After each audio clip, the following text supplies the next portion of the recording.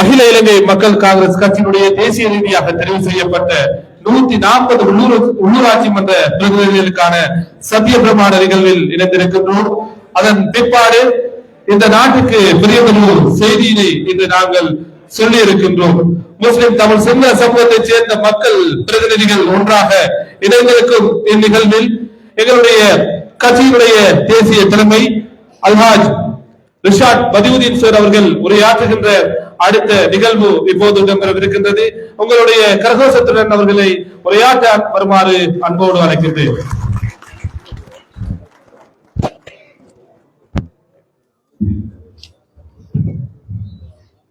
இறைவனுடைய சாந்தி சமாதானம் எல்லோருக்கும் உண்டாகட்டும் என்று பிரார்த்தித்தவனாக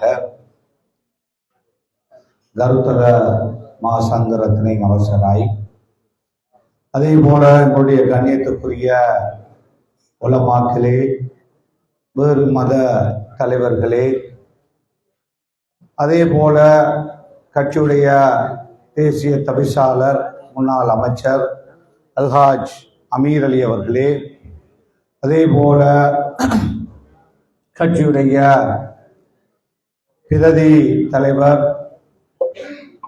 எங்களுடைய பாராளுமன்ற உறுப்பினர் கௌரவ முத்து முகமது அவர்களே, கட்சியின் தேசிய அமைப்பாளர் கௌரவ பாராளுமன்ற உறுப்பினர் தாஹீர் அவர்களே, கட்சியுடைய பொருளாளர் சகோதரர் டாக்டர் மரைக்கார் அவர்களே, அதே போல கட்சியுடைய தேசிய கொள்கை பரப்பு செயலாளர் சகோதரர் ஜவாத் எம்பிசி அவர்களே, கட்சியுடைய உயர்பீட உறுப்பினர் சகோதரர் ஜெயதிலக் அவர்களே, அதே போல எங்களுடைய கட்சியின் உயர்பீட உறுப்பினர் சகோதரர் மாஹீர், உயர்பீட உறுப்பினர் சகோதரர் அன்சில் சட்டத்திரணி, அதே போல எங்களுடைய சகோதரர் டாக்டர் கில்பி மௌரூப் அவர்கள், சகோதரர் டாக்டர் கில்பி மொய்தீன் அவர்கள், அதே போல எங்களுடைய கட்சியுடைய உயர்பீட உறுப்பினர்களான சகோதரர் புத்தளம் தாஹிர் அவர்கள், அதே போல நம்முடைய அனுராதபுரம் மாவட்ட உயர்பீட உறுப்பினர் சகோதரர் தாரிக் ஹாஜி அவர்கள், அதே போல எங்களுடைய உயர்பீட உறுப்பினர்களான சகோதரர் கலீல் முஸ்தபா அவர்கள், சகோதரர் காதர் சார் அவர்கள், சகோதரர் முனவர் அவர்கள், அதே போல சகோதரர் தௌஃபீக் அவர்கள், சகோதரர் டாக்டர் மிக்ரா அவர்கள், சகோதரர் முனாஸ் அவர்கள், சகோதரர் மௌலவி நௌஃபர் முன்னாள் பிரதி தவிசாளர் அவர்கள், அதே போல சகோதரர் ரியாஸ் அவர்கள், சகோதரர் என்னுடைய உயர்பீட உறுப்பினர்களான சகோதரர் ஹரிஷ் சேமன் அவர்கள், எங்களுடைய ஓரத்தில் அமர்ந்திருக்கின்ற உயர்பீட உறுப்பினர் முன்னாள் அமைச்சர் சுபைர் அவர்கள், அதே போல சகோதரர் பதுர்தீன் அவர்கள், சகோதரர் ஹமீத் அவர்கள், சகோதரர் முஃபீத் உயர்பீட உறுப்பினர் அவர்கள், சகோதரர் ஜவுஃபர் அவர்கள் உயர்பீட உறுப்பினர், அதே போல உங்களுடைய முசம்மில் சார் அவர்கள் குருநாகல் மாவட்டம் மிஸ் பண்ணிக்க உங்களுடைய கட்சியுடைய மூத்த உறுப்பினர் டாக்டர் ஷாஜான் வரலையா? முன்னுக்கு வந்துட்டார். என்னுடைய மூத்த உறுப்பினர் கட்சியுடைய உயர்பீட உறுப்பினர்களில் பிரதி தலைவர் சகோதரர் டாக்டர் ஷாஜஹான் அவர்கள், அதே போல நம்முடைய ஹமீத், நம்முடைய பாராளுமன்ற வேட்பாளர் ஹமீத் அவர்கள், அதே போல கட்சியுடைய பாராளுமன்ற வேட்பாளர் அத்திரைப்பத்தைச் சேர்ந்த நம்முடைய சகோதரர் சஃபீஸ் அவர்கள், சகோதரர் முன்னாள் மாகாண சபை உறுப்பினர் இர்கான் பதியுதீன் அவர்கள், சகோதரர் அலிகான் அவர்கள், சகோதரர் நம்முடைய உயர்பீட உறுப்பினர், அதே போல ஆசிக், அதே போல எங்களுடைய உயர்பீட உறுப்பினர் சகோதரர் இர்ஃபான் அவர்கள்,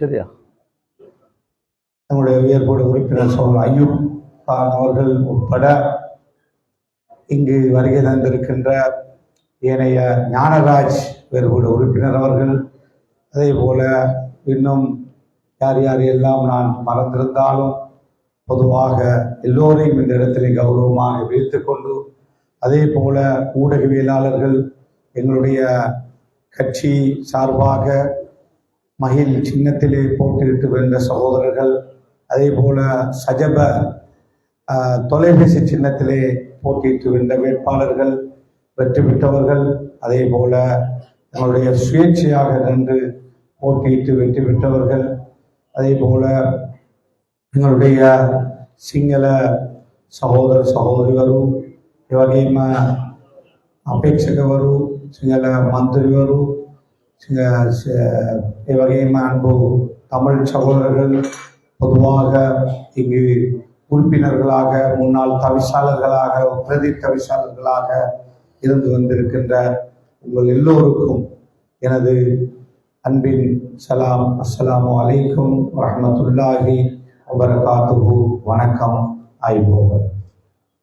இந்த நிகழ்வு ஒரு முக்கியத்துவம் வாய்ந்த நிகழ்வாக இருந்து கொண்டிருக்கிறது. இறைவனுடைய உதவியால் ஒரு பெரிய சவால்களுக்கு மத்தியிலே 140 உறுப்பினர்கள் மட்டிலே நமது கட்சி சார்பாக 3 அணியினராக மயில் மக்கள் காங்கிரஸ் கட்சியிலும், அதே போல ஐக்கிய மக்கள் சக்தியிலும், அதே போல எங்களுடைய சுயேட்சையாகவும் நின்று இந்த உறுப்பினர்களை நாம் அடைந்திருக்கிறோம். அதே போல பல உறுப்பினர்கள் ஒரு வாக்கு வித்தியாசத்தில், 10க்கு குறைந்த வாக்கு வித்தியாசத்தில் பல வேட்பாளர்கள் வெற்றி பெற முடியாத ஒரு துர்ப்பாக்கிய நிலை வந்திருக்கிறது. அதே போல தோல்வியடைந்த சில வேட்பாளர்களை அழைத்து, அல்லது போனஸில் இருந்த வேட்பாளர்களை அழைத்து ஒரு குறிப்பிட்ட காலத்துக்கு உறுப்பினர்களாக பகிர்ந்து கொள்வதற்கு கட்சி முடிவெடுத்து அது அந்த பொறுப்பு ஒப்படைக்கப்பட்டிருக்கு. தோல்வியடைந்த வேட்பாளர்களை பொறுத்த வரையிலே அவர்கள் தங்களை நினைத்துக் கொள்ள வேண்டும், அது கட்சிக்கு சொந்தமானது, கட்சியிலே போட்டிட்டு எல்லோருக்கும் சொந்தமானது. கட்சியிலே வேட்பாளர்களாக அது போட்டியிட்ட வேட்பாளர் அல்லது போனஸில் இருந்த வேட்பாளர் எல்லோருக்கும் சொந்தமான அந்த பட்டியல், அதை நாங்கள் ஒருவருக்கு தருகின்ற பொழுது அது தனக்குத்தான் என்று நினைத்து விடக் கூடாது. ஒரு வெற்றி பெற்ற வேட்பாளர் தான் அது தனக்கானது என்று நினைப்பதிலே நியாயம் இருந்தாலும், ஒரு போனஸ் வேட்பாளராக இருந்தவரை அழைத்து நாம் கௌரவப்படுத்தி அந்த சந்தர்ப்பத்தை கொடுக்கின்ற பொழுது அவர் நினைத்துக் கொள்ள வேண்டும், இது கட்சிக்கானது, கட்சியிலே போட்டிட்டு எல்லோருக்கும் ஆனது. அதை கட்சி தலைமையோ கட்சியோ மாவட்ட தலைமையோ அதை அழைக்கின்ற பொழுது விட்டுக் கொடுக்கின்ற அல்லது கொடுத்த வாக்குறுதியை நிறைவேற்றுகின்ற பக்குவம் நிச்சயமாக இருந்தாகும். இல்லை என்றால் இந்த கட்சியிலே நீண்ட காலம் பயணிக்க முடியாது. இந்த கட்சியிலே நிறுந்து சென்ற பலர்,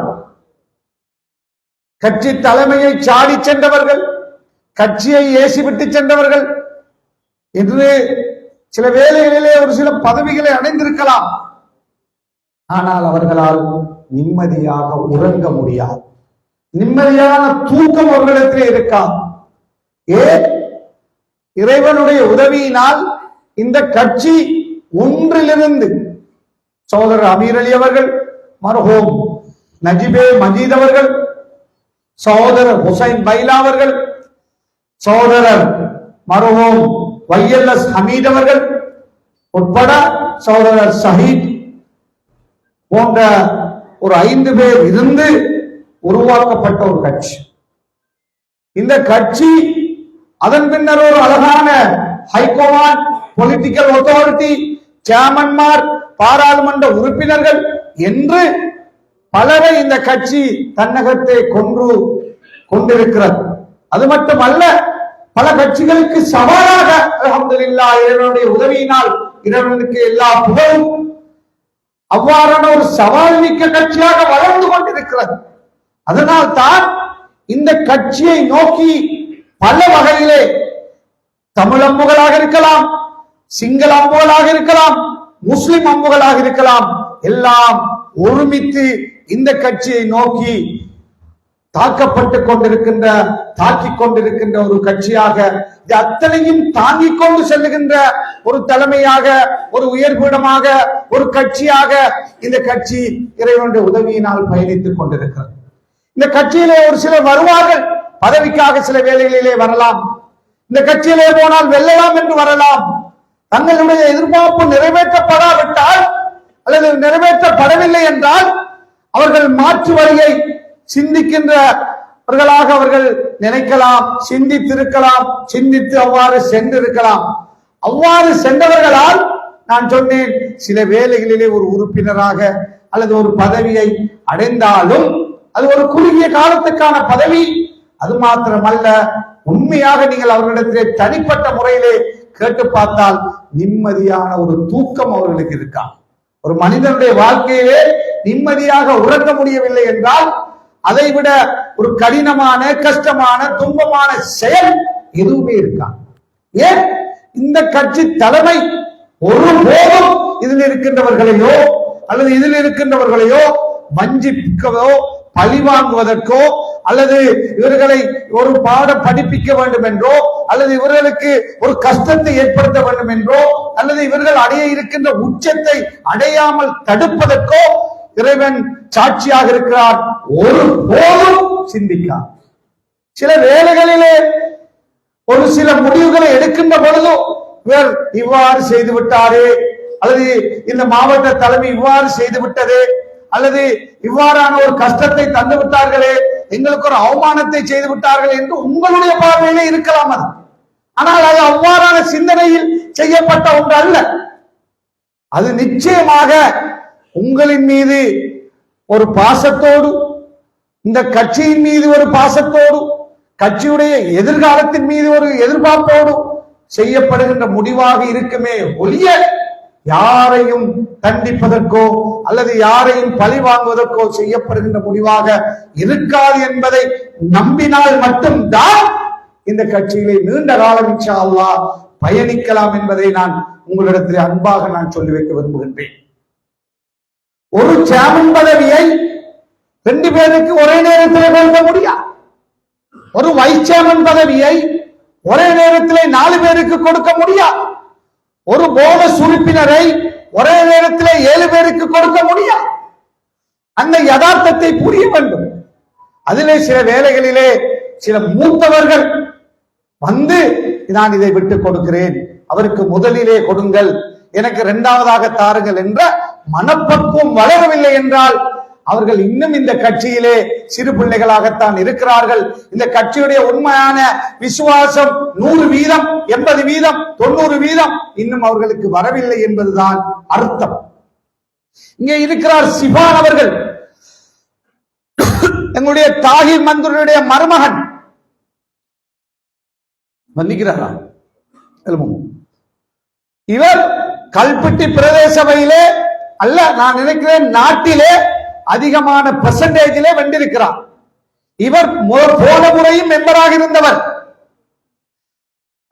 அதே போலதான் இன்னும் ஒரு சகோதரர் நமது கட்சியைச் சேர்ந்த ஆசிக் நமது கட்சியிலே முன்னாள் மெம்பராக இருந்தவர். எனவே இவர் ஆசைப்படுகிறார் சேர்மனாக வர காரணம் சஜித் பிரேமதாசா எங்கேயோ சொல்லியிருந்தார், பெர்சன்டேஜ் யார் கூட எடுக்கிறார்களோ அவர்களுக்கு தான் சேர்மன் என்று. அதை அவர் சொன்னார் என்று ஆசிக்கு நாங்கள் கடந்த முறை சேர்மனாக தருகிறோம் என்று கட்சி முடிவெடுத்து பல முயற்சிகளை செய்த பொழுது அது தோல்வியிலே முடிந்தது. அதனால் இந்த முறை எப்படியாவது ஆசிக்கு அந்த வாக்குறுதியை கட்சி தலைமை நிறைவேற்ற வேண்டும் என்ற ஆசையோடு பல முயற்சிகளை, அதாவது ஒரு மேடையிலே ஆசிக்கிற ஊரிலே அதை பேச வேண்டிய நிர்பந்தம். ஏன்?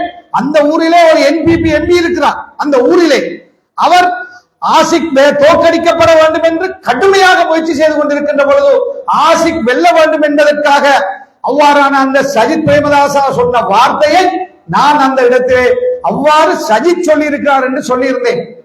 சகோதரர் சிவானுடைய ஆதரவாளர்கள் எல்லோரும் கொடி பிடித்துக் கொண்டு தலைவர் இவ்வாறு சஜித் சொன்னதா சஜித் பிரேமதாசா சொன்னதாக சொல்லியிருப்பதனால் அந்த தவிசாளர் பதவி எங்களுக்குத்தான் தர வேண்டும் என்று ஒரு பெரிய புரளியாக இருந்தது. நான் என்னுடைய அறைக்குள் அவரை அழைத்தேன். அவரை மட்டுமல்ல, அவருடைய மாமா தாஹிர் எம்பி, அதாவது மாகாண சபையிலே பலமுறை இருந்தவர், அவரையும் அழைத்து சொன்ன பொழுதோ, எல்லோரையும் அழைத்த பொழுதோ பெரிய ஆசையோடு கனவு கண்டு கொண்டிருந்த சகோதரர், நான் ஒரு வார்த்தை சொன்னேன், நான் உங்களுக்கு எந்த கட்டத்திலும் சேர்மன் தருவதாக எந்த கட்டத்திலும் நான் சொல்லவில்லை. நீங்கள் இந்த கட்சிகளே புதிதாக வந்தாலும் நீங்கள் ஒரு விசுவாசியாக நான் உங்களை பார்க்கிறேன். உங்களுக்கு நீங்கள் சொல்வதிலே நியாயம் இருந்தாலும் நாங்கள் ஏற்கனவே இந்த தலைமைத்துவம் கொடுத்த வாக்குறுதி இருக்கிறது. எனவே ஆசிக்கு அதை விட்டுக் கொடுங்கள் என்று சொன்ன பொழுது தலைமை சொல்வதனால் நான் விட்டுக் கொடுக்கிறேன் என்று அந்த இடத்திலே 5 நிமிடத்திலே அவர் அந்த முடிவை தந்தார். ஏன் நான் இதை சொல்லுகிறேன் என்றால் அவ்வாறான மனப்பக்குவம் வேண்டும். எங்களுடைய தீபன் என்கின்ற ஒருவர் இருக்கிறார், பிரதேச சபை உறுப்பினர், மாந்தை கிழக்கிலே போன 2 முறை வெற்றி பெற்றார். இந்த தேர்தலிலே மாந்தை கிழக்கு என்பது முல்லைத்தீவில் இருக்கின்ற 100க்கு 100% தமிழ் மக்கள் வாழ்கின்ற ஒரு பிரதேசம். அந்த பிரதேசத்திலே கடந்த முறை நந்தன் என்கின்ற ஒரு சகோதரர் சேமனாக வந்தார். அந்த நேரத்திலே பிரிந்தா, இங்கு பேசிய பிரிந்தாவும் தீவனும் அவரோடு சமகாலத்திலே வந்தவர்கள். வாக்குகளிலே நந்தனை விட கூடுதலாக பெற்றிருந்தார்கள்.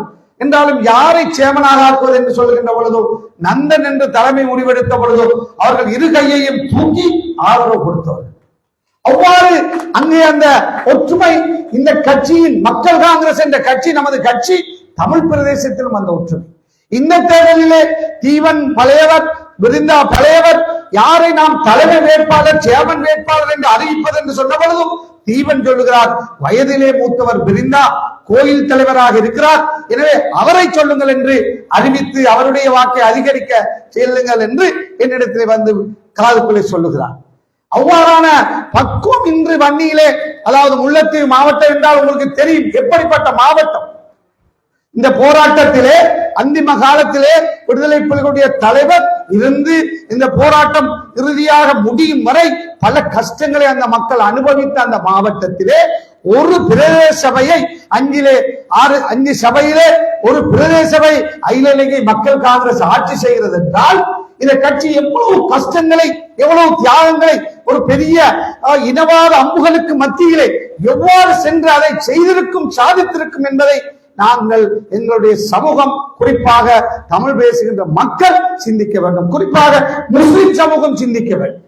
ஒரு காலத்திலே தமிழர்களும் முஸ்லிம்களும் ஆளுக்கு ஒரு கண்ணாடி போட்டு பார்க்கப்பட்ட வரலாறு இருக்கிறது.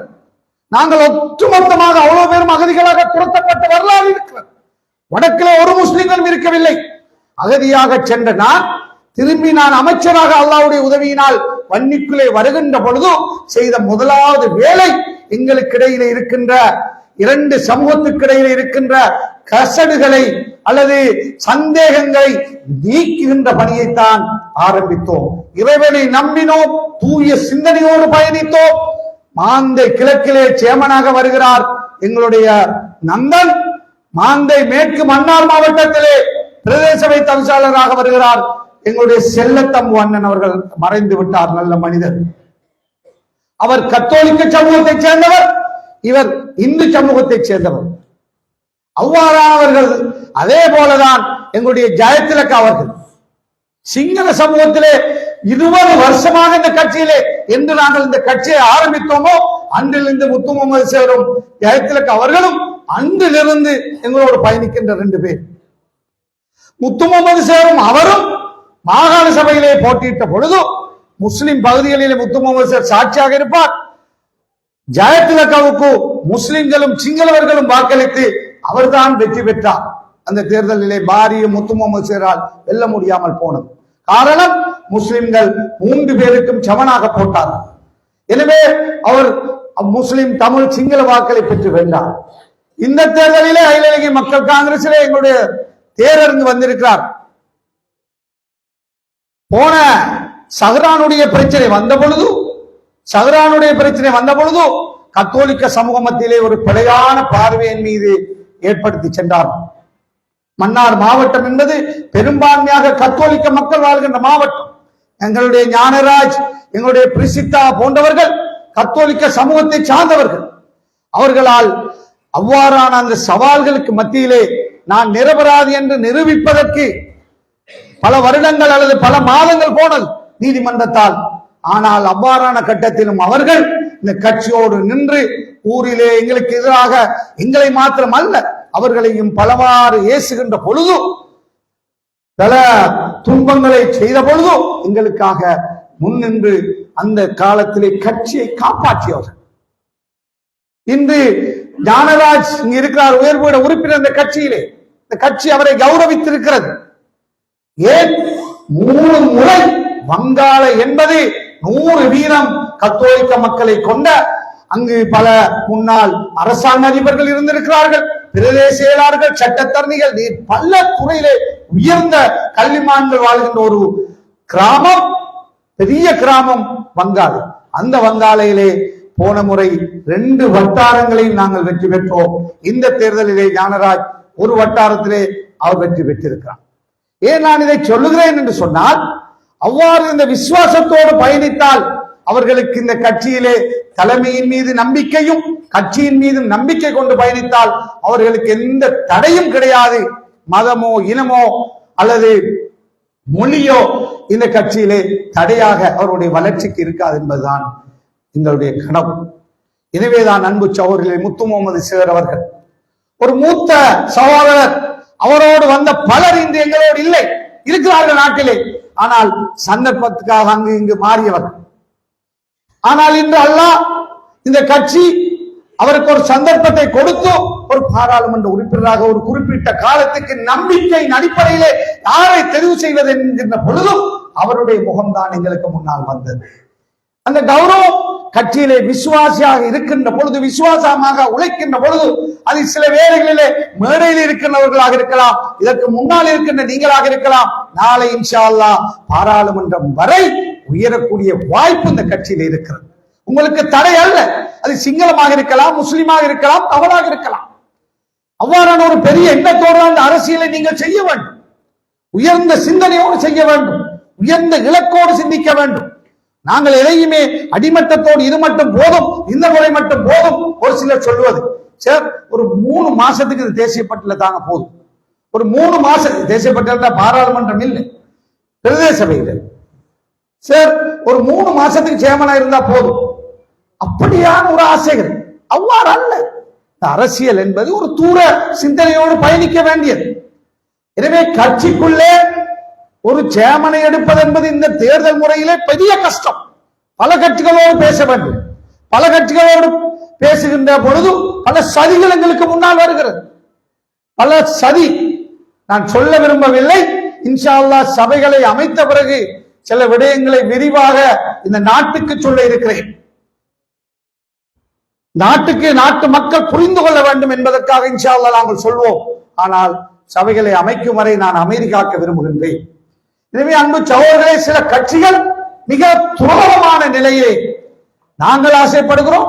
யார் வெற்றி பெற்றிருக்கிறீர்களோ அந்தந்த கட்சிகள் சபையை அமைப்பதற்கு மற்ற கட்சிகள் உதவ வேண்டும் என்று அவ்வாறு நாங்கள் ஆதரவு தர தயாராக இருக்கிறோம். அது எந்த கட்சியாக இருந்தாலும் மக்கள் விரும்புகின்ற, மக்கள் யாருக்கு மேலதிகமான வாக்கு அந்த தொகுதியிலே அல்லது அந்த பிரதேசத்திலே கொடுத்திருக்கிறார்களோ அவர்கள் தான் ஆட்சி அமைக்க வேண்டும் என்று நாங்கள் ஆசைப்படுறோம். அதான் நியாயம். அதற்கு அமீர் அலி அவர்களும் தயாராக இருக்கிறார், தாகிரும் தயாராக இருக்கிறார், அன்சிலும் தயாராக இருக்கிறார். எல்லோரும் நாங்கள் அந்த சேர்ந்து இருக்கின்ற பொழுது குறுக்கு வழியால் வந்து எங்களை எங்குமே அமைக்க விடாமல் தடுக்கின்ற பொழுது நாங்களும் அவ்வாறு சிந்திக்க வேண்டிய நிலைக்கு தள்ளப்படுகிறோம். எனவே அன்பு சகோதரர்களே, நண்பர்களே, பெரியோர்களே, இங்கு வந்திருக்கின்ற எங்களுடைய கண்ணியத்துக்குரிய உலமாக்கள், மத தலைவர்கள், அதே போல எங்களுடைய உறுப்பினர்கள், உங்கள் எல்லோரிடத்திலும் நான் வேண்டிக் கொள்வது, இந்த கட்சி இதே சுத்தியோடு வளர்க்கப்பட்டால் இன்று 140 இன்ஷா அல்லாஹ் அடுத்த தேர்தலில் 280ஆக மாறக்கூடிய வாய்ப்பு ஏற்படும். அதே போல இந்த பாராளுமன்ற உறுப்பினர்கள் இன்று 3 பேர் 10 பேராக இன்ஷா அல்லாஹ் மாறக்கூடிய வாய்ப்பு இருக்கிறது. அதிலே ஒரு சிங்கள பாராளுமன்ற உறுப்பினர், தமிழ் பாராளுமன்ற உறுப்பினர்கள் சேர்ந்து வரக்கூடிய வாய்ப்பு இந்த கட்சியிலே சந்தர்ப்பம் இருக்கிறது. எனவே அதற்காக நீங்கள் எல்லோரும் கடினமாக உழைக்க வேண்டும். முதலிலே உங்களுக்கு இடையிலே தூய்மை, இங்கு பேசிய ஒரு சில முன்னாள் தவிசாளர்களை நாங்கள் பேச வைத்தோம். தூய்மை தூய்மை என்பது மற்றவன் சில வேலைகளை மீது குறை சொல்லலாம், ஆனால் நாங்கள் அவர் சொல்லுகிறார் என்பதற்காக அல்லாமல் நாங்கள் எங்களிடத்திலே தூய்மை இருக்க வேண்டும், எங்களிடத்திலே நேர்மை இருக்க வேண்டும், எங்களிடத்திலே உண்மை இருக்க வேண்டும். எல்லாவற்றுக்கும் பொய் சொல்லுகின்றவர்களாக, எதை கேட்டாலும் ஓம் ஓம் ஓம் ஓம் என்று சொல்லுகின்றவர்களாக அல்லாமல், யாராவது எதை கேட்கின்ற பொழுது தயவு செய்து கேட்டுக்கொள்ளுங்கள் இந்த விஷயங்களை. எதையாவது ஒரு தேவையை கேட்டு வருகின்ற பொழுது அது பெரிய மலையாக இருக்கலாம், எங்களால் செய்ய முடியாததாக இருக்கலாம், ஆனால் அவருடைய மனதை புண்படுத்துகின்ற மாதிரியான பதிலை சொல்லிவிடாதீர்கள். அதற்காக வேண்டி ஓம் என்று பொய் சொல்லியும் விடாதீர்கள். சொல்லலாம் இது கடினமான விஷயம், இது என்னால் செய்ய முடியாது என்றாலும் இதற்கான சில முயற்சிகளை நான் செய்கிறேன், முடிந்தால் செய்து தருகிறேன் என்று நாம் சொல்லலாம். செய்து தரக்கூடிய விஷயம் கொஞ்சம் கஷ்டப்படணும். நாங்க ஒரு ஆபீஸ்ல ஏறி இறங்கணும், அல்லது ஒருத்தருக்கு டெலிபோன்ல பேசணும், அல்லது கொஞ்சம் கூட்டி போய் செய்து கொடுக்கணும். அப்படி என்றால் நாங்கள் போய் கட்டாயம் செய்து கொடுக்க வேண்டும். சஹீஹான ஹதீஸ் இருக்கிறது, ஒரு மனிதன் ஒரு தேவைக்காக வருகின்ற பொழுது அவருடைய தேவையை நாம் நிறைவேற்ற முயற்சி செய்து நிறைவேற்றி கொடுத்தால் என்ன மூலை அதுக்கு நன்மை?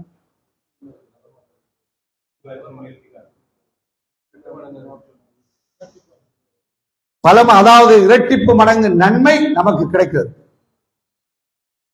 எனவே இந்த அரசியல் என்பது புனிதமான பணி, சாக்கடையும் இல்லை வேறு எதுவும் அல்ல, இது ஒரு புனிதமான பணி.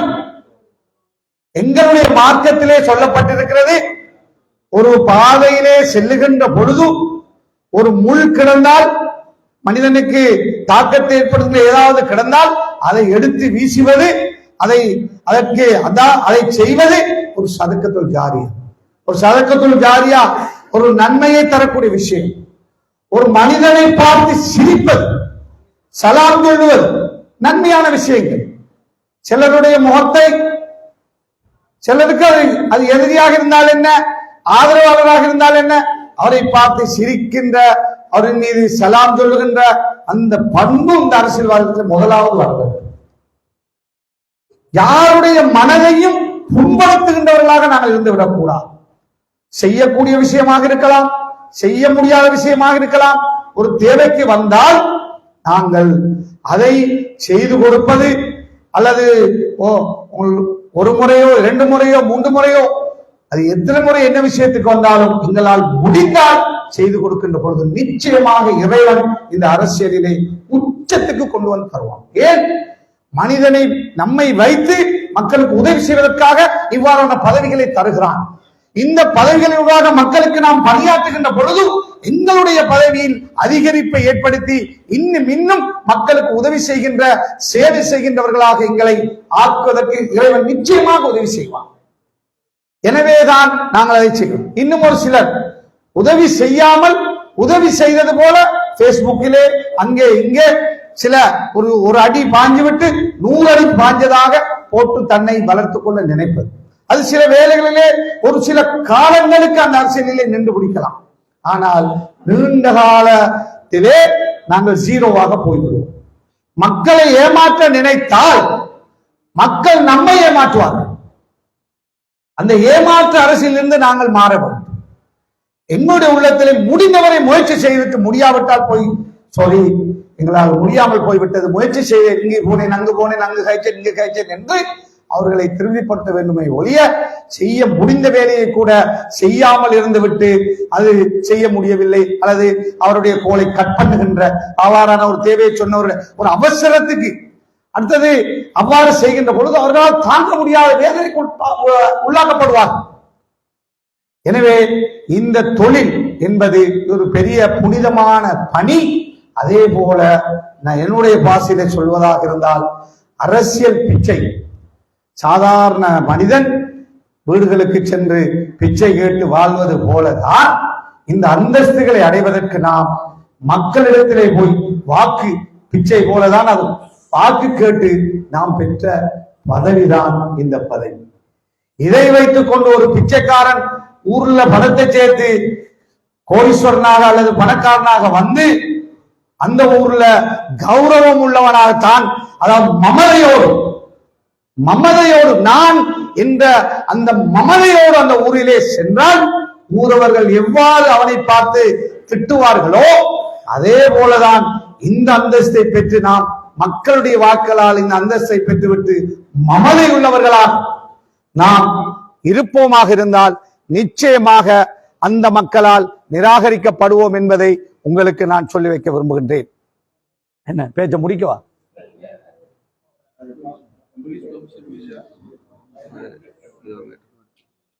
சொல்லத்தான் போதும்.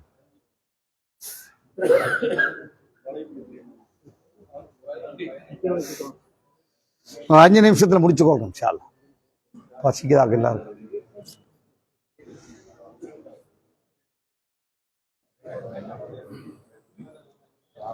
என்ன சொல்லிட்டு வந்தேன்?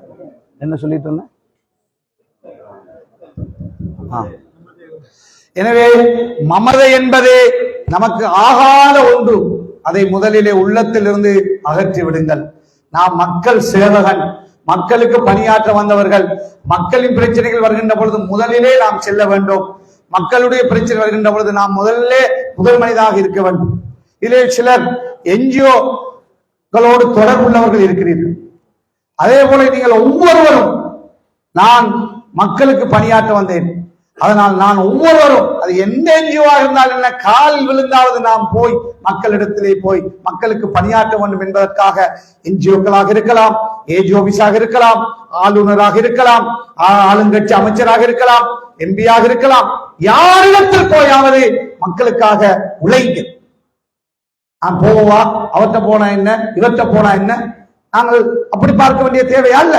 மக்களுக்கு ஏதாவது கொண்டு போய் கொடுப்பதற்காக அந்த யாருடைய காலில் விழுந்தாவது கஷ்டப்பட்டு அதுக்காக எங்களுடைய கொள்கை கோட்பாடுகளுக்கு மாறாக அல்லாம்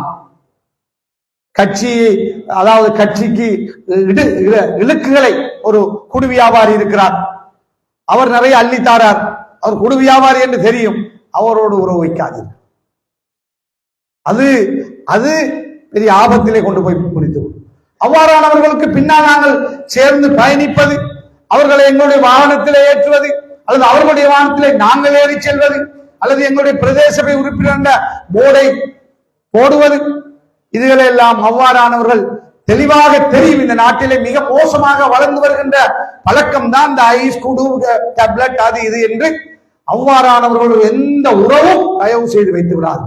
கோரிக்கையாக உங்களுக்கு தேர்தலில் செலவழித்தாலும் அவ்வாறானவர்களுடைய எந்த உறவும் இந்த கட்சியில் உள்ளவர்கள் வைக்க முடியாது. அதே போல அது இந்து மதமாக இருக்கலாம், கத்தோலிக்க மதமாக இருக்கலாம், இஸ்லாமிய மதமாக இருக்கலாம். உங்களுடைய மதங்களை மதித்து, மத தலைவர்களை மதித்து, அவர்கள் எந்த கட்சியாக இருக்கலாம், பௌத்த மதமாக இருக்கலாம், அந்த தலைவர்களுக்கான கண்ணியத்தை தயவு செய்து கொடுத்துக் கொள்ளும். அவர் எனக்கு நேர் எதிராக செயல்பட்டார், மேடையிலே பேசினார், அந்தற்காக அவர்களுடைய கண்ணியம் குறைக்க நீங்கள் எந்த கட்டத்தில் முயற்சிக்காது. அது நமக்கு ஆபத்தாக வந்து முடியும், அது நல்லமும் அல்ல.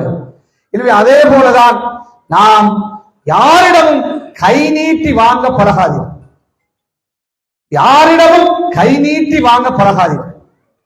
நேர்மையாக உழைங்க, கஷ்டப்பட்டு உழைங்க, எல்லாரும் உழைக்கணும். நாங்க மந்திரியா வந்தால் நாங்க உழைக்க கூடாது என்பதல்ல, அதற்காக பிழையான முறையிலே உழைப்பதல்ல, ஹலாலான நேர்மையான முறையிலே கஷ்டப்பட்டு உழைத்து நாம் முன்னேற வேண்டும், முயற்சிக்க வேண்டும். அவ்வாறு முன்னேறி நாங்கள் இன்னொருவரிடத்திலே கையேந்தாதவர்களாக நாம் நம்மை ஒரு தனக்கான தேவையை நிறைவேற்றக்கூடியவராக, தன்னுடைய அரசியல் பதவியை அடைவதற்கு செலவழிக்கக்கூடியவராக, அல்லது தன்னுடைய குடும்ப நடவடிக்கைகளை செய்வதற்கு உரிய பணத்தை உழைக்கக்கூடியவர், அது கண்ட்ராக்டாக இருக்கலாம். ஆனால் சேர்மன்மாராக வருகிறவர்கள் எந்த சேர்மனாக இருந்தாலும் அந்த சபைக்குள்ளே நீங்கள் நேரடியாக கண்ட்ராக்டுகளை செய்யாது. கடந்த காலங்களிலே ஒரு சிலர் செய்து பல பிரச்சனைகளுக்கு உள்ளாக்கப்பட்டார்கள். சேர்மன் தான் செக்குக்கு சைன் பண்றது. அவரே நேரடியாக கண்டக்டை செய்தால் உள்ளே உள்ள ஆபீசர்மாரோடு உள்ள மரியாதை இல்லாமல் போய்விடும். தொழில் செய்வது தவறல்ல, ஆனால் அது நாங்கள் இருக்கின்ற சபையிலே அவ்வாறு தவிசாளர்களாக இருக்கின்றவர்கள் அவ்வாறான பணிகளை தயவு செய்து செய்யாது. எத்தனையோ தொழில் இருக்கிறது, எவ்வளவு தொழில் இருக்கிறது. நல்ல முறையிலே கஷ்டப்பட்டு உழைங்கள், இறைவன் உதவி செய்வான். உழைக்கின்ற பொழுது நிச்சயமாக என்னுடைய உதவி கிடைக்கும். யாரும் மந்திரிமார் பிச்சைக்காரராக இருக்க வேண்டும் என்று நான் சொல்லவில்லை. நல்ல முறையிலே நேர்மையாக உழைத்து முன்னேறு. அவ்வாறு முன்னேறவில்லை என்றால் அது இந்த அரசியலிலே நீண்ட கால மக்கள் யாரும் எங்களிடத்தை கேட்டு வருவார். ஒரு சிலருக்கு இருக்கிற கெட்ட பழக்கம் என்ன தெரியுமா? நான் அரசியலுக்கு வந்து கடனாளியா போயிட்டு, நீங்க முத்து முகமது சொன்ன மாதிரி பெய்தவனோடு பயப்படுறார். கடனாளியா போயிட்டு சொல்ல பெய்தவனோடு பயப்பட்டீங்க. ஏன் நான் பழக்கம்னு சொல்றேன்றால், எங்களிடத்துல சம்பளம் சபையால் 15,000 கிடைக்கிறது. நான் 1 லட்சம் ரூபாய் மாசம் உழைக்கிறேன். 1.15 தான் என்னுடைய வருமானம். பிஹெச்க்கு நிறைய இருக்கலாம். 1.15 தான் எங்களுடைய வருமானம். நாங்கள் ஒருத்தர் கேட்கிறார் என்பதற்காக கடன் வாங்கி நாங்கள் கடன் கொடுத்து அரசியலில் கெட்ட பேர் எடுத்து விடாதீர்கள். எங்களுடைய சேமனுக்கு நான் முந்தி சொல்லிக்கிறேன். கடன்களை கொடுக்கின்ற பொழுதும் எங்களிடத்திலே தன்னிறைவாக இருந்தால் கடன் கொடுப்பது நல்ல பண்பு, கொடுங்கள். ஆனால் நம்மால் முடியாத கடனாக இருக்கலாம், அது சும்மாவாக இருக்கலாம், எங்களிடத்தில் இல்லை என்றால் தயவு செய்து கடன் வாங்கி கொடுத்து மனைவியை நாம் மௌத்தானால் அந்த கடன் மனைவிக்கு பெரிய பாரமாக இருந்தால். எனவே எதையாவது கொடுப்பது என்பதற்காக, கேட்கிறார்கள் என்பதற்காக, சந்தோஷப்படுத்த வேண்டும் என்பதற்காக உண்மையை சொல்லுங்க. என்னட்ட இவ்வளவுதான் இருக்குது, என்னட்ட இவ்வளவுதான் தரலாம், அல்லது என்னால் தர முடியாத நிலையில் இருக்கிறேன் என்று சொன்னால் யாரும் கோவிக்க மாட்டார். கோவித்தாலும் பிரச்சனை இல்லை. உண்மை பேசி பழகும். இந்த மந்திரியா வந்து கடனாளியா போன மட்டும் யாரும் என்னிட சொல்லாது. ஏன்? இது ஒரு வட்டார தேர்தல். வட்டாரத்துல வந்து வெண்டு போட்டு நாங்க உழைக்கிறதுக்கு எல்லா கை கால் எல்லாம் தந்திக்கிறான், கண்ணை தந்திக்கான், மூளையை தந்திக்கான், எலெக்ஷன்ல வெல்ற சக்தியை தந்திக்கிறான்டா. ஒரு என்னமாக ஒரு தொழிலை செய்து வாழ்வதற்கு, தன்னுடைய பயணத்தை தொடர்வதற்கு நாங்கள் ஆக்கிக் கொள்ள வேண்டும். அதே போலதான் மிக நேர்மையாக உங்களுடைய பயணத்தை தொடருங்கள். இன்னொரு விஷயத்தை சொல்லணும். ஊர்ல ஒரு பிரச்சனைக்கு ஊராக்கள் வந்தா மந்திரிமா தயவு செய்து கேளுங்க. மாவட்ட தலைவர்கள் இது என்னால செய்யல, நான் தலைவர்கிட்ட பாருங்க. அவருக்கு தெரியும் தலைவராலும் செய்ய முடியாது. ஆனா தலைவர் தலையில அவ்வளவு பாவத்தையும் போட்டு, அல்லது மாவட்ட தலைவர் அவரோட தலைவரை போட்டு போட்டா ஊராக்கள் அவரோட நல்லம், யாரோட? மந்திரியோட நல்லம். நல்ல மனுஷன் தானே, நல்லாவே நட்டு. தலைவரோட தலைவர் செய்ய மாட்டேங்கார், செய்ய ஏண்டதை செய்யறது என்று தலைவர தலையில போட்டுருது, அல்லது மாவட்ட தலைவர் தலையில போடுறது, அல்லது சேர்மன் தலையில போடுறது, அல்லது சேர்மன் என்ன செய்யறது, தலைவர் தலையில போட்டுறது. இப்படியான வேலைகளை தயவு செய்து கொஞ்சம் கொஞ்சம் கொஞ்சமா சொல்லி வந்து வளர்ற கட்சியை வீழ்ச்சி பாதை கொண்டு போறதுக்கு அது காரணமா அமையும். உங்களால முடிஞ்சதை செய்து கொடுங்க. ஒரு சிலர் இருக்குது, எங்கேயாவது ஆட்களை வச்சுக்கிட்டு தலைவருக்கு கோல் எடுத்து தலைவர் இந்த ஒரு சின்ன விஷயம் இதை செய்து கொடுக்கும், இதை செய்யலாம் தானே, இதுக்கு இவ்வளவு வருது, தலைவர் அந்த வேலை செய்யாது. சிலர் செய்றீங்க, நாக்களை சொல்ல விரும்பல, எல்லாரும் அல்ல. தலைவரும் மனுஷன், அவருக்கும் குடும்பம் இருக்கு, அவருக்கும் நாடு முழுக்க அரசியல் செய்யணும், பல வகையான பிரச்சனைகளும் இருக்கு. நான் ஏற்கனவே சொன்னேன், அம்புகள் ஒவ்வொரு இனம் மதம் சார்பான அம்புகளும் நோக்கி வந்து கொண்டிருக்கு, அதுக்கும் பதில் அளிக்கும், அதுக்கும் ரெடியாகும். அதனால உங்களோட லெவல்ல செய்யற வேலையை செய்யும். உங்களோட லெவலுக்கு மேல உள்ள விஷயங்கள், ஒரு தலைவர் அதிகாரத்தில் இருந்து அவர் செய்யக்கூடிய நேரங்கள் நிச்சயமா தலைவர்கிட்ட கொண்டு வந்து கதைச்சு பேசி செய்யறது வேற விஷயம். தலைவராலையும் செய்ய முடியாது என்று தெரிஞ்சு கொண்டும் தலைவர் செய்திருவார் சொல்லிட்டு, அப்புறம் ஒரு அடுத்த வருஷம் தலைவர் அங்க ஊருக்கு வரும்போதும் பெரிய பிரச்சனை. 6-7 பேர் இருப்பாங்க, தலைவர் செய்வார் செய்வார் செய்வார், என்ன செய்யற தலைவர் ஏமாற்றி போட்டார்னு சொல்லி தலைவருக்கு 6-7 பேர் ஊர்ல எதிரி ஆக்குறவே. அந்த வேலையில் செய்யாது. கட்சி நீங்களும் வளரணும், உங்களோட குடும்பத்தை நீங்க பாதுகாக்கணும், உங்களோட தொழிலையும் செய்யணும், கட்சியும் வளர்க்கணும். இதெல்லாம் நடக்கும். கட்சி வந்துட்டு தானே, என்ன கட்சி என்ன இருந்தாலும் பரவாயில்லைன்னு நினைச்சீங்களா இருந்தா அது இந்த கட்சிக்கு மட்டுமில்லை, சமூகத்துக்கு, உங்களுக்கு எல்லாருக்கும் செய்யற துரோகம். 240 140 280 மாறினால் இந்த 140 பேர் மக்களுக்கு செய்யற சேவை மாதிரி அது டபுள் மடங்கு ஆகும், நிச்சயமா. அதுக்கு நன்மை உங்களுக்கு கிடைக்கும். நாங்க செய்யற தலைவர் செய்யற நன்மையும் இந்த கட்சிக்காக உழைக்கிற உங்களுக்கு நிச்சயமா அது சேரும். நாங்க ஒரு ஊட்ட கட்டி கொடுத்தா, ஒரு சதக்கத்தில் ஜாரியா செய்தா உங்களுக்கும் நன்மை இருக்கு, கபருக்குள்ள போனா உங்களுக்கு கிடைக்கும். அதனால சுயநலவாதியாக மாத்திரம் இருந்து விடாமல் தன்னை மட்டும் உங்களை வளர்க்கத்தான் வேணும், இல்லைன்னு நான் சொல்றேன். தான் வளரணும், கட்சியுடைய மாவட்ட தலைமை கெட்ட பேர் எடுக்கணும், கட்சியுடைய சேர்மன் கெட்ட பேர் எடுக்கணும், கட்சியுடைய தலைமைக்கு கெட்ட பேர் வரணும். ஆனா நான் நல்லா இருந்தோம் அப்படி நினைக்காம நாங்க எல்லாரும் ஒரு சங்கிலி போலாக ஒன்றாக ஒரு சகோதரத்துவமாக இருக்க வேண்டும் என்ற சிந்தனையோட தயவு செய்து ஒவ்வொருவரும் செயல்படணும். இந்த பதவியை எடுத்துக்கிட்டு ஒரு வருஷம் தானே இருக்க போறோம், சும்மா இருந்துடாது. உதாரணமா எங்கட சுவீதரன் வைஃப் இருக்கிறான், கனகா பழைய ஆக்கள் எங்கட கட்சியில, நிஷா இதுல எனக்கு தெரிஞ்ச ஆக்கள், அதே மாதிரி முள்ளுக்குளம், அதே மாதிரி எங்கட மடு, அது மாதிரி இதுல பல போனஸ் எடுத்த ஆக்கள். உங்களுக்கு ஒன்று தனியா கூட பொறுப்பிருக்கு. இந்த ஒரு வருஷத்துக்குள்ள கட்சியை கூட வளர்க்கறதுக்கு முயற்சி. அதே போல வந்த மந்திரிமார், நான் தான் ராஜா, எங்கட சேமன் சொன்னது வேற ஒன்று சொன்னார், கட்சியை வளர்க்க உரையில் ஒரு சிலர் நான் தான் கேட்கணும், மையத்து வீட்டில் நான் தான் மையத்தா இருக்கணும், நான் தான் மாப்பிள்ளை கல்யாண வீட்டில் இருக்கணும், அல்லது நான் தான் கட்சியில எல்லாத்துலயும் இருக்கணும். கட்சி வளராதுன்னு தெரிஞ்சா நம்ம என்ன செய்யணும், நம்ம இருப்போம் கட்சியில, கட்சி தலைமை உங்களை மறக்காது, பல தியாகங்களை மறக்காது. ஆனா அந்த வட்டாரம் தூக்க போது நான் கேட்டான்னு தெரிஞ்சா அதை விட்டு கொடுக்கிற மனப்பாங்க நம்மகிட்ட வரணும். கட்சி தலைமை, கட்சி அவமானப்பட போகுது, கட்சிக்கு ஆதரவாளர் கஷ்டப்பட போறான், அவமானப்பட போறான். அப்ப அந்த விட்டு கொடுக்கிற மனப்பான்மை வரையில கட்சி வளராது. அதே போல மந்திரிமார வந்த நீங்க சில பேர்ல புதுசா வந்தாக்கள் இருக்கிறீங்க, கட்சியில பழைய ஆக்கள் இருக்கிறாங்க, அவங்கள மதிக்கப்படணும். அவங்க ஒரு மீட்டிங் ஆயிடும், அவங்களை கூப்பிட்டு முன்னுக்கு வைக்கப்படணும். ஒரு சின்ன பதவிகள் அந்தஸ்து வரும்போது அவங்களுக்கு அந்த கௌரவத்தை கொடுக்கும். அதான் நல்ல பண்பு. நான் தான் மந்திரி, நான் தான் கட்சியின் அமைப்பாளர், நான் தான் கட்சியின் தலைவர், நான் தான் கட்சியின் செயலாளர், நான் தான் எல்லாம் டெலிபோன்ல போட்டு செய்து லிஸ்ட தாரது இல்லை. ஒரு மாத காலத்துக்குள்ள நீங்க மந்திரியா வந்த நீங்க பதவி பிரமாணம் முடிஞ்சு ஒரு மாத காலத்துக்குள்ள 3 வேலை செய்த 15 பேர் குறைஞ்சது. நான் கேட்டேன் எலெக்ஷனுக்கு முதல் எல்லா டிஸ்ட்ரிக்ட்லயும் சொன்னேன், குறைஞ்சது 15 பேரை தாங்க.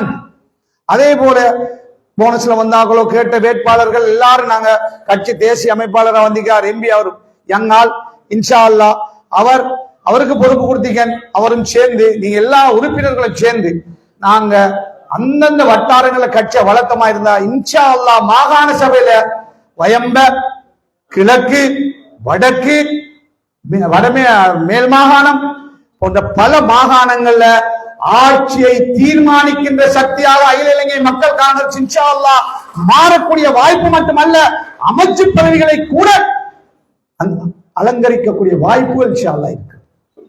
விசுவாசத்தோடு நீங்கள் செயல்பட்டா நிச்சயமாக நடக்கும். அதே போல கட்சிக்காக உழைக்க வேண்டும்.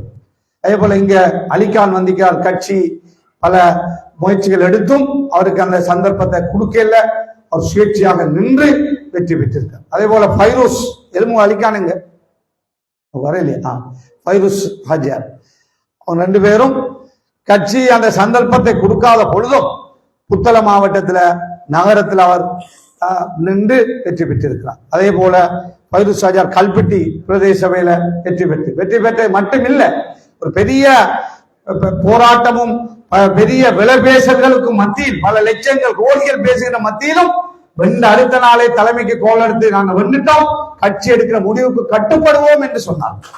இவ்வாறான அந்த பண்புகள் கட்சியால் சீட் கொடுக்கப்படாமல் வேதனையிலே போய் போட்டியிட்டாலும் வென்ற பிறகு கட்சியை காப்பாற்ற வேண்டும் என்ற சிந்தனை. அதே போல இன்னும் பல இருக்கிறார்கள், நான் ஒருவராக சொல்லவில்லை. அதே போல சுமதி பாலாவுடைய மகன், பழைய டிப்யூட்டி மினிஸ்டர் மகன், அவருக்கும் நாங்கள் சீட் கொடுக்கறதுக்கு ஜெயதிலக மாத்தா தன்னவ ಸುಮದಿ ಪಾಲ ಎಮತುಮಾಗೆ ಪುತಾಟ ಚಿಟ್ಟಕೆ ಇಲ್ಲು ದುನ್ನನೆ ಎತುಮಾಗೆ ಇಲ್ಲ ಸ್ವಾಧೀನಮ ಇಲ್ಲಲ್ಲ ಯಾದೆನ್ ಮಂತ್ರಿ දෙකක් ගත්තා. දැන් යා දිනලා ඉන්නේ. என்ன சொல்லவார் என்றால் சுமதி பால முன்னாள் பிரதி அமைச்சர் ரமானந்த் எங்கள்கிட்ட சீட் கேட்டார். எங்க கட்சியில போன முறை பார்லிமெண்ட் தேர்தலில் உதவி செய்தார். ஆனா சீட்டு தரையில எஸ்ஏபி ஆர்கனைசர் அவர் தனியா கேட்டு 2 சீட். அந்த 2 சீட் இல்லாம யாரும் ஆட்சி அமைக்கல. ஏன்னா இதை சொல்லவாருன்னா வெண்ட பிறகு கோல் எடுத்து நன்றி நாங்க உங்களோட கட்சியோட தான் பயணிப்போம்னு சொல்லி 2 சிங்கள சகோதரரும் கோல் எடுத்து சொன்னார். இதுதான் அந்த கட்சியிலே உண்மையான விசுவாசிகளுடைய பங்கு. எனவே அன்பு சகோதரர்களே, நீண்ட நேரம் பேசிட்டேன். ஒவ்வொருத்தரா போட்டோவும் கொஞ்சம் குயிக்கா பிடிச்சிட்டு சாப்பாடு ரெடியா இருக்குது. நிறைய சொல்ல ஆசையா இருந்தாலும் உங்களுக்கு இந்த கட்சியுடைய வளர்ச்சி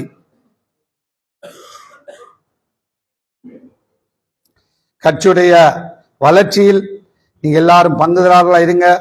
நான் பல விஷயங்கள் சொன்னேன். இன்னொரு விஷயம் சொல்லணும். இந்த கட்சியுடைய வருகை பொத்துவிலுக்கு ஒரு எம்பி எடுத்து கொடுத்துச்சு.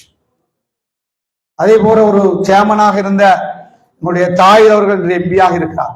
ஒரு அதிபராக இருந்த வவுனியா மண்ணில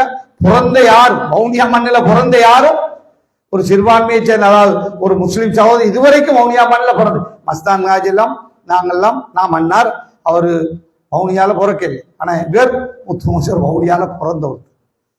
கனவுலே நினைக்கிறார் அங்கிருந்து ஒரு எம்பி லேசாக வர முடியாது என்றாலும் அந்த சந்தர்ப்பம் அந்த கட்சி வழங்கியது. விசுவாசிகளுக்கு சந்தர்ப்பம் கொடுக்கிறது. அதே போலதான் எங்களுடைய குருநாகல் மாவட்டத்தில் எங்களுடைய முசமில் சேரையும் சொல்லணும். அவருடைய மாவட்ட பொறுப்பெடுத்த பிறகு 7 மெம்பர் கிடைச்சிருக்கு குருநாகல் மாவட்டத்தில். போன முறை எங்களுக்கு 4, 7 மாறி இருக்கிறது. இந்த 2 விஷயம். விதிகமையில ஒரு சுயேட்சையை போட்டவர் அசாட், அவங்க வரையில அவர் உண்மையால் சுயேட்சை தலைமையாக நிற்கிறவர் தான் அந்த வேட்பாளர் முதலாவது தாங்கன்னு கேட்பார் என்று கேட்டார். நான் கூப்பிட்டு சொன்னேன், அந்த கமால்னு சொல்றதுதான் ஓட்டு கூட்ட எடுத்திக்க வந்திக்கிறாரா கமால்?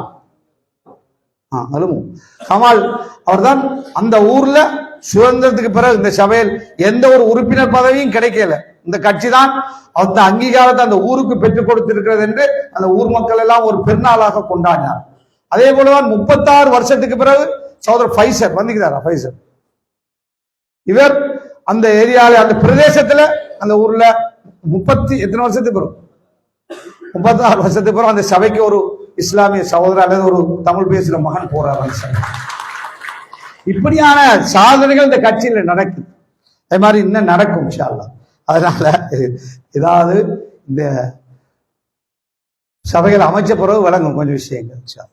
அதே போல இன்னொரு விஷயம் சொல்லணும். திருவண்ணாமலை மாவட்டம் ஒரு தலைமைத்துவம் இல்லாமல் டாக்டர் ஹில்மி மௌரூப் அவர்கள் பாராளுமன்ற வேட்பாளராக நின்று 19,540 வாக்குகளை பெற்றார். அதன் பிறகு டாக்டர் ஹில்மி மௌரூபும் டாக்டர் ஹில்மி மொய்தீனும் உங்களுடைய மாவட்ட செயலாளர் நல்ல ஆக்டிவான ஒரு செக்ரட்டரி அனீஸ் அவர் சேர்ந்து, அதே போல சகோதரர் ரிஃபாய் உட்பட என்னுடைய கட்சியுடைய உயர்பட உறுப்பினர் ஒருவராக சொல்லாவிட்டாலும் எல்லோருமாக சேர்ந்து இந்த தேர்தலில் 19,000 25,475 வாக்களாக நமது கட்சி அதிகரித்திருக்கிறது. போன முறை நாங்க 6 சபையில் 6 உறுப்பினர் தான் வெற்றி பெற்றோம். 18 பேர் மொத்தம் கிடைச்சது. இந்த முறை வெற்றி பெற்ற உறுப்பினர்கள் ஒவ்வொரு வட்டாரங்கள்ல 15 உறுப்பினர்கள் நேரடியாக வெற்றி பெற்று 21 சபை உறுப்பினர்கள் போனஸோடு சேர்த்து வந்திருக்காங்க. இதே போல உங்களுடைய சம்மாந்துறையை நான் சொல்லணும். அதிகமான இது 9 10ல் 9 2 தமிழ் வட்டாரம் 10 வட்டாரங்கள்ல அல்ல 9 வட்டாரங்களை வென்று உங்களுடைய மாயிர் அவரோட பேரைத்தான் நாங்கள் அறிவிச்சோம். அவரோட தலைமையில வெற்றி பெற்றிருக்கிறாங்க. அதே போலதான் எங்களுடைய சேமண்ட வட்டாரம் 8 நம்ம 10 வட்டாரத்துல என்னோட அமீர் அலி சேமண்ட கல்குடா அதாவது ஓட்டமாவடி வட்டாரம் வென்றிருக்கிறது.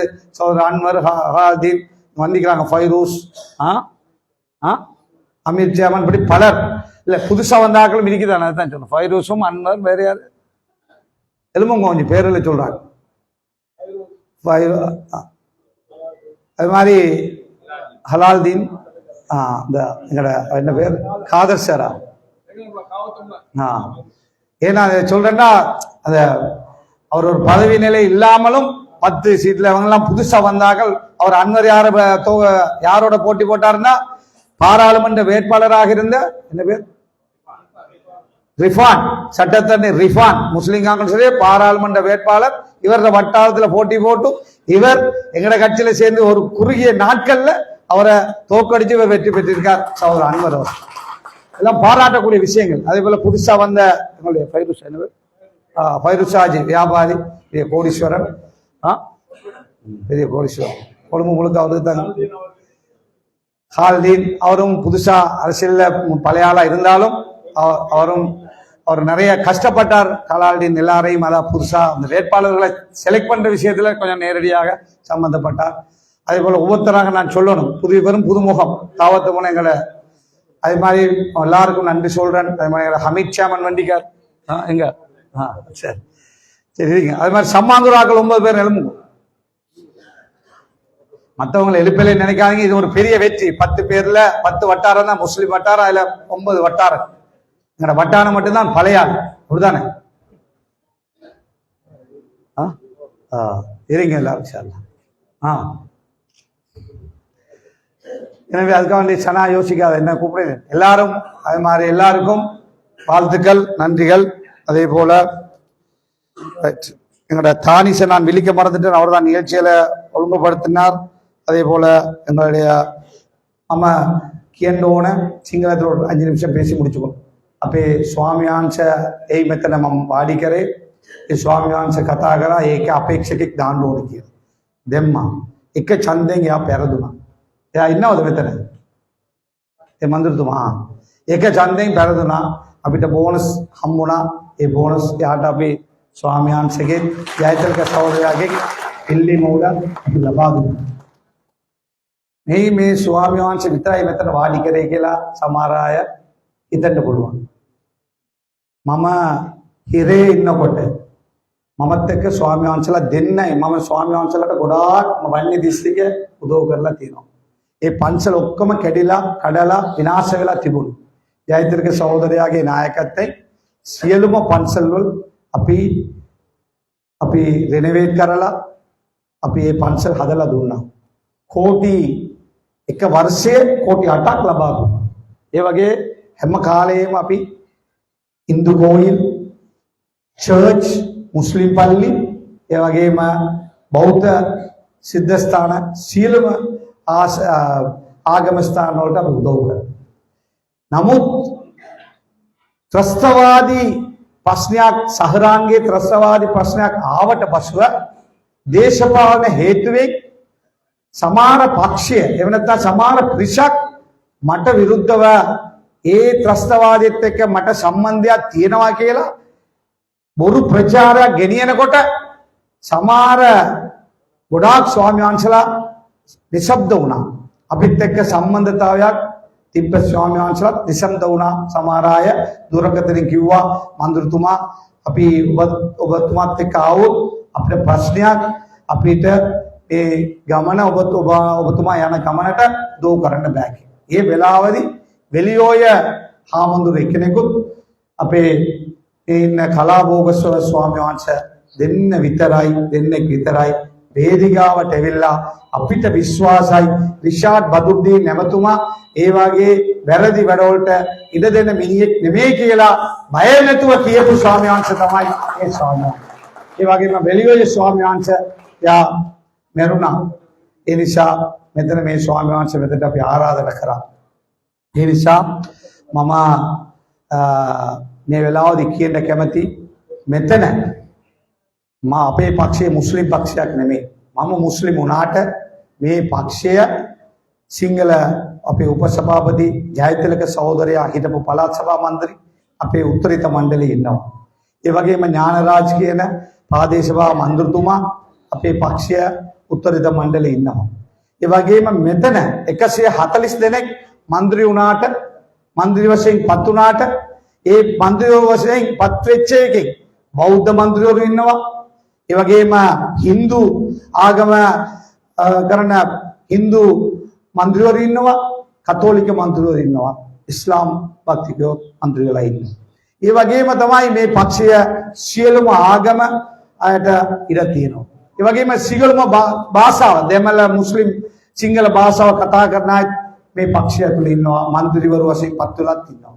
ඒ නිසා ජාති ભેදයෙන් තොරව මේ පක්ෂය අපි කරගෙන යනවා කියලා සාක්ෂි තමයි මේක මේ මෙතන 140 දෙනෙක් මන්ත්‍රී වශයෙන් මේ වාගේ වෙලාවදී පත් වෙච්ච එක. ඒ නිසා මේ පක්ෂය වන්නේ දිස්ත්‍රික්කය මම හිතන්නේ අපිට මන්ත්‍රී 40ක් පත් වුණා. ඒ වගේම තව දෙනෙක් ජාතික 3 දෙනෙක් ස්වාධීනව පත් වුණා. 43 දෙනෙක් ඉන්නවා. ඒ වගේම මුළු ලංකාවම අපේ මන්ත්‍රී 140ක් ඉන්නවා. අපි මේ එන දවස්වල සභාව පීඨ වෙනකොට අනිත් පක්ෂවලුත් එක්ක සහයෝගයෙන් කටයුතු කරලා පක්ෂ කීපයක් අපි දිනපු තැන්වල අපි සභාපතිතුරිය උපසභාපතිතුරිය ලබාගෙන අනිත් පක්ෂවලටත් අපි ඒගොල්ලෝ දිනපු තැන්වල අපේ මන්ත්‍රීවරු ඉන්නවා නම් එයාලට සභාපතිතුරේ පත් වෙන්න අපිත් සහයෝගය දෙන්න අපි සූදානම් වෙලා ඉන්නවා. අපිට කිසිම ජාති ભેදයක් නැහැ, අපිට ආගම් ભેදයක් නැහැ. මේ පක්ෂය තුළ සියලු දෙනාම සහයෝගයෙන් සහෝදරත්වයෙන් සහජීවනයෙන් කටයුතු කරන පක්ෂයක් මේ පක්ෂය. ඒ පක්ෂය විනාශ කරන්න මේ පක්ෂේ නායකයෙකුට මට විරුද්ධව ත්‍රස්තවාදයේ සම්බන්ධ කරගෙන මාව ඉරේ දෙම්මා විතරක් නෙමෙයි මට විරුද්ධව පාර්ලිමේන්තුවේදී විශ්වාසමත යෝජනාව ගෙනාවා. ඒක විතරක් නෙමෙයි මුළු ලංකා පුරාම මට විරුද්ධව පෝස්ටර් ගැහුවා. ඒ වගේ වැරදි වැඩ කරපු අය ඉන්න තැනක් නැතුව මේ රටේ පාලකයෝ මේ රට දාලා ගිය පුළුවන් තත්ත්වයක් යාලට ඇති වුණා. ඒ නිසා අපි මේ හැම එකම ඉවසීමෙන් කටයුතු කරපු නිසා අපි මේ පක්ෂය දැන් දියුණු වෙලා තියෙනවා. මෞලියාව විතරක් නෙමෙයි මණ්ඩාරමින් ආපු අනාථ වෙලා ආපු මටත් ඔච්චර දොස් කිව්වට මේ ජනතාව අපි සමග තාම ඉන්නවා. සිංහල මුස්ලිම් දෙමළ ජනතාව අපි සමග අපේ පක්ෂයත් එක්ක මේ නායකයත් එක්ක ඉන්නවා කියලා ඒක ඔප්පු කරලා තියෙනවා මේ ඡන්දයෙන් පසු. ඒ නිසා අපි මේ රට වෙනුවෙන් මේ රටේ අනාගතය වෙනුවෙන් රටේ සංවර්ධන වෙනුවෙන් මේ රටේ තුල සහජීවන ඉති කරන සියලුම වැඩවලට අපි අනාගතයේදී අපි එකතු වෙලා අපි මහන්සි වෙලා අපේ മന്ത്രിවරු පත්වෙච්ච മന്ത്രിවරු උදව් කරන්න ඕන, වැඩ කරන්න ඕන, මහන්සි වෙන්න ඕන, ජනතාවට ගරු සේවය ඉටු කරන්න ඕන කියලා ඉල්ලීම කරමින් මම නියම වෙනවා. ස්තුතියි.